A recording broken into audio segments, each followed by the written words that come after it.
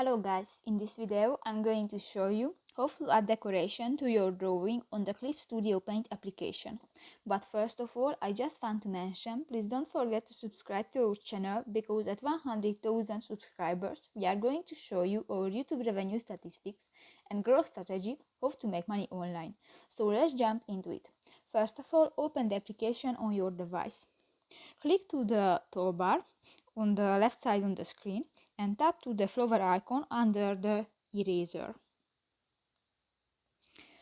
Here you can find the effect, background, dress and line shapes. For example, you can choose roses,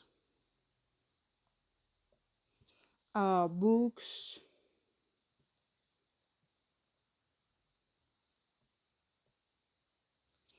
uh, lace,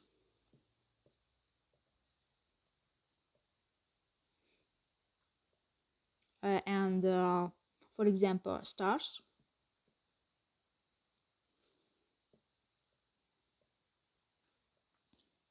So that's pretty much it for this video guys. See you in the next one. Bye bye.